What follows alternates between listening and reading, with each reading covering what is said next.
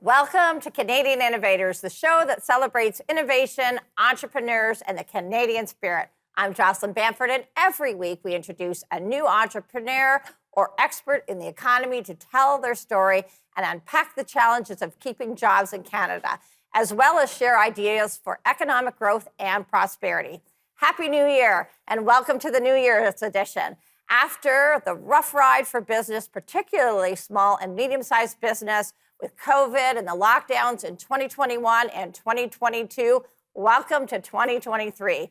No sooner have we overcome the challenges dealing with COVID, and wham, we're now dealing with inflation, supply chain challenges, and added carbon tax and clean fuel standards. Will 2023 be any better for Canadian businesses? Today, it's our SWOT analysis. We do this in business all the time. We talk about our strengths, our opportunities, our weaknesses, and our threats. So joining me to discuss this are two experts on the economy. Please welcome Joe Oliver, the former Federal Minister of Natural Resources and the Minister of Finance in the Harper government, and Catherine Swift, the President of the Coalition of Concerned Manufacturers and Businesses of Canada. Welcome to the program, folks. Thanks, Jocelyn. Great to be here. Well, let's get right to it. Reflecting on 2022, what were the highlights, the challenges for the economy? Catherine, you're up first. With all the bad economic news during the past few years, what stood out for you as the most detrimental to the economy and small to medium-sized business? I think I'd have to say inflation / cost of living. We saw, and of course, that has so many different impacts on everyone, on small, medium-sized business, on businesses of all sizes, on employees, consumers. It touches everyone, basically. And we've seen this globally. This wasn't a phenomena unique to Canada, but and there's some elements of inflation that we couldn't control in Canada, but there's others that we could and did not. Of course, the global supply chain you mentioned in the introduction, driving up energy prices because of things like the Russian invasion of Ukraine naturally disrupted many elements of the economy, and inflation was one of them. But in Canada, of course, we saw a lot of tax increases, and we're going to continue to see them. And these are things what we actually saw during the pandemic and subsequent to it, because ideally it's over now, the worst of it. We saw governments around the world, development governments, the vast majority of them actually reduced taxes because they saw people needed a break. Not so in Canada. We saw increases in payroll taxes, which disproportionately hit small business negatively. Things like EI and CPP, for example. We, of course, saw the never diminishing carbon tax hit absolutely everyone. It really is a tax on everything because everything has a transportation component. And of course, the manufacturing sector is a significant energy user. We've seen, of all things, we've seen a so-called built-in escalator on liquor and booze. And, at a rough time, everybody needs a drink, right? Absolutely, 100%. So, your Joe, drink is going to cost you more. I know, awful. Joe, we have about a minute and a half left. You were a former finance minister as well as a natural resource minister. Same question. What are your thoughts on the most detrimental impacts to the economy in 2022? Well, I agree that inflation was absolutely central because it affects affordability for individuals and competitiveness and indeed viability for businesses, especially small businesses. And let's not forget that while it is a global phenomenon, was exacerbated really fundamentally by the government's profligate fiscal policies. Remember, it was going to be a $10 billion deficit when they got in, and they accumulated about $100 billion before COVID hit, and then there was another $400 billion after that, and that's affecting their ability to deal with the forthcoming recession, which I think is more than likely, but not certain to happen. So the cupboard is bare, or should be perceived to be bare, and that's affected as well personal household indebtedness. We know about the issue of unaffordability in the housing market and So, how it's. Joe, I'm gonna hold you there because we got to go to commercial, but we'll pick up your thought after the break. You're watching Canadian Innovators. Don't go away.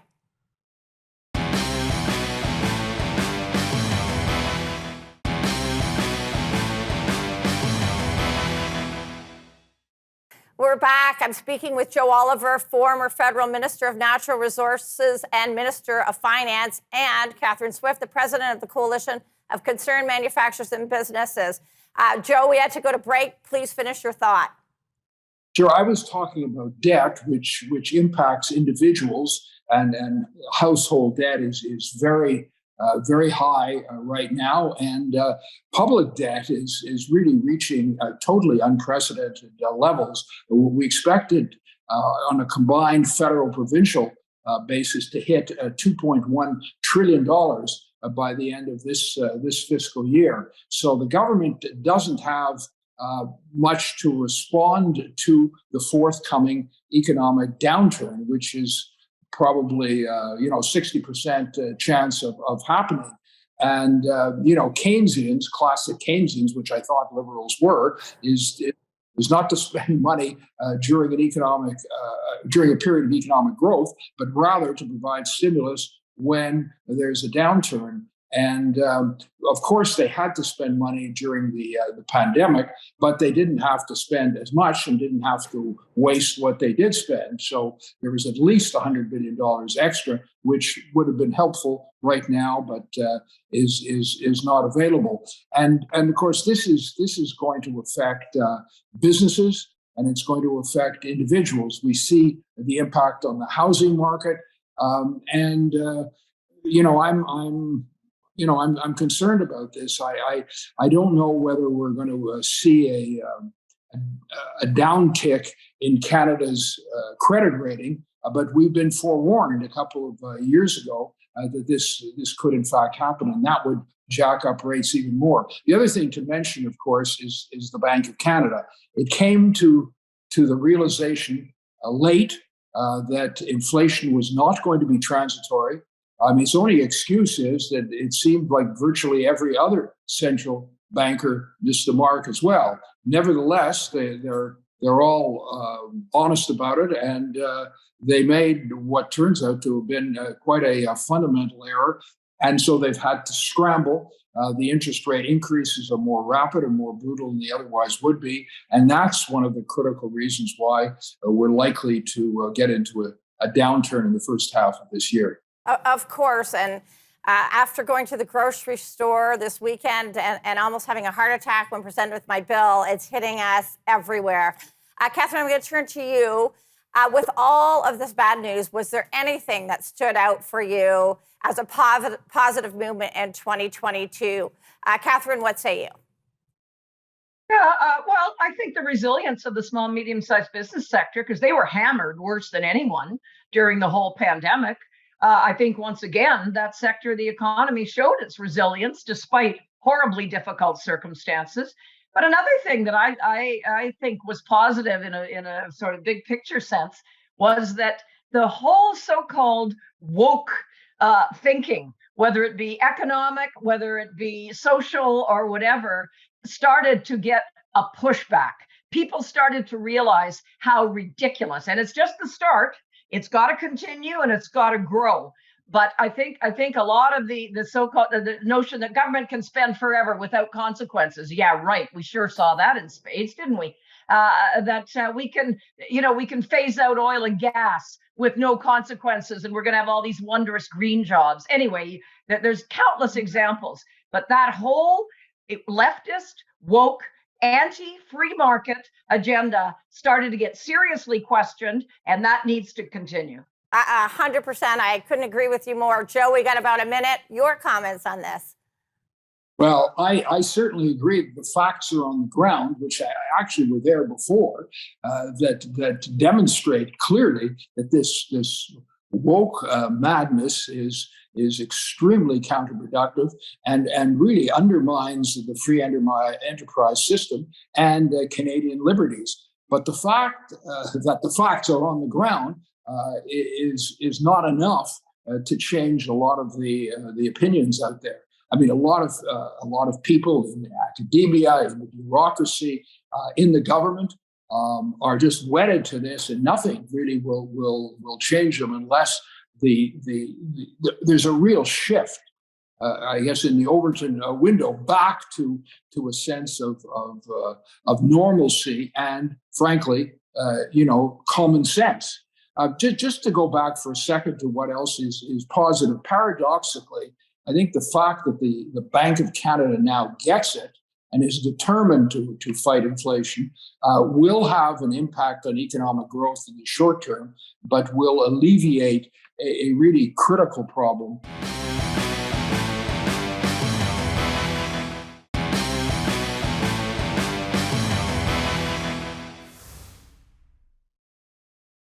Welcome back. I'm Jocelyn Bamford. My guests today are Joe Oliver, former federal Minister of Natural Resources and Minister of Finance, and Catherine Swift, President of the Coalition of Concerned Manufacturers and Businesses of Canada. We've been discussing the year that was 2022. Joe, you wrote an article, just very compelling, entitled "What Progressives Are Really Trying to Do and Why." Can you tell me the premise of this article? Sure. What there is in academia, in business, in the top business circles, in government, and in the media is a real shift in thinking to the role of big government, and the fact that the society is fundamentally flawed, and this elite, this small group of people in different areas, have the solution to that problem, and we, the lessers, the peons, have to go along with it. It's important to note this is not some kind of conspiracy theory. They're not working in some kind of hidden cabal in the back rooms. There are a lot of different groups, including environmental groups, obviously, who have overlapping agendas.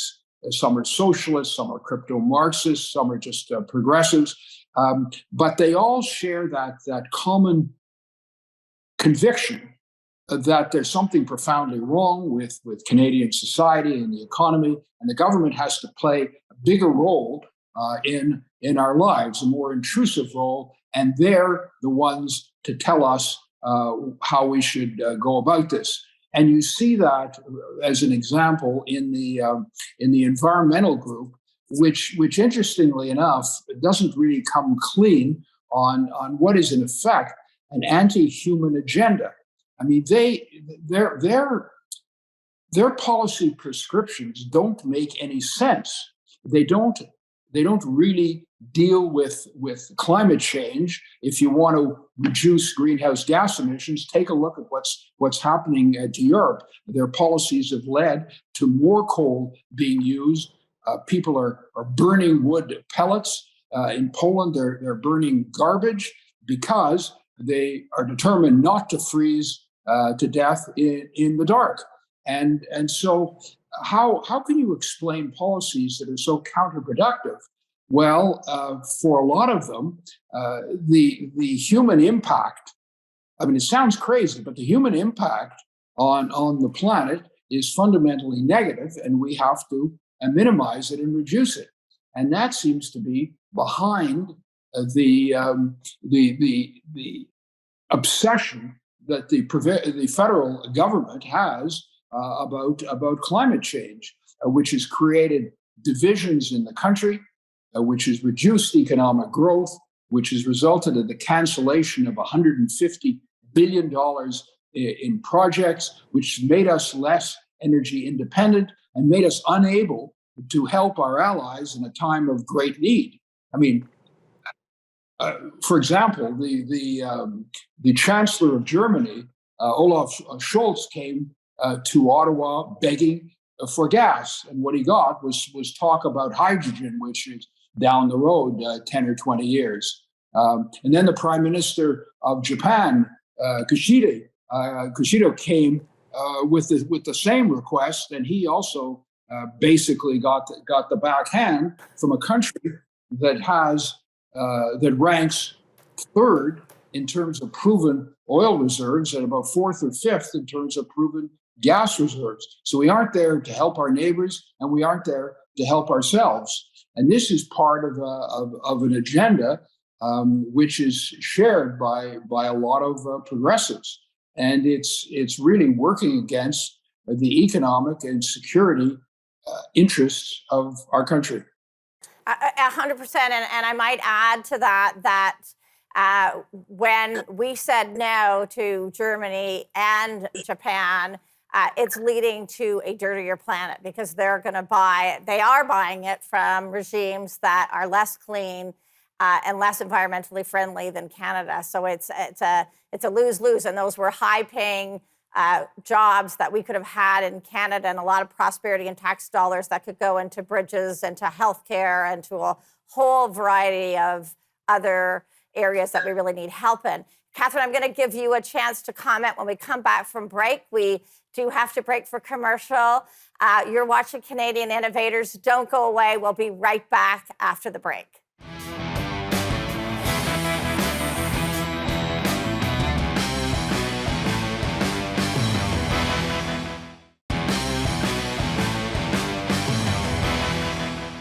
Catherine, before the break, we were talking about Joe's article. Catherine, you're an economist. Do you agree with Joe?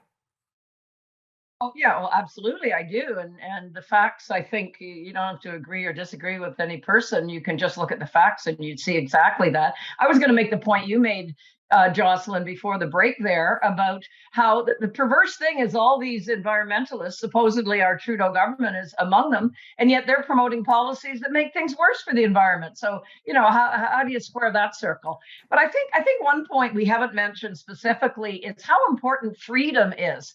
People, I think in Canada, we're lucky. We're lucky in Canada. We've had a relatively free society since our inception. But people don't realize the linkages that are so important between a free society, a democratic system, which is hugely important, a healthy economy, and a healthy small and medium-sized business sector. When you look around the world to less free societies, they don't have a healthy small business sector. They don't have a healthy economy. Look at Venezuela, for example, is something that used to have a healthy economy, and the ridiculous big government socialist policies have ruined it. And we could cite a number of other examples. So I think those linkages are very important to point out. If you don't have a healthy small business sector, you don't have a healthy economy, and you don't have a good degree of freedom for individuals in general. I agree. Joe, Davos is heating up. There's talk about the World Economic Forum annual meeting in Davos, Switzerland, where the elites come to set policy for governments around the world. Joe, your thoughts on the Davos crowd? Well, this is the epicenter, really, of wokeism and what we've been discussing. Klaus Schwab has gathered his acolytes and has said the future belongs to us, in the Swiss-German accent. And he's also said that we, presumably Davos and the World Economic Forum, have infiltrated governments.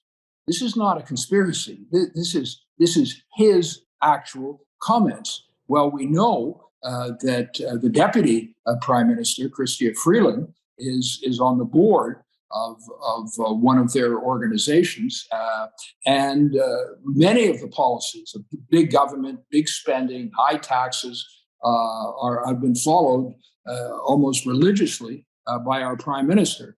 So I would say that Klaus Schwab is very happy about Canada, but whether Canadians should be is quite another matter. So, Catherine, I'm going to pivot to you. Let's talk about 2023. Is there any light on the horizon? What are you seeing for 2023?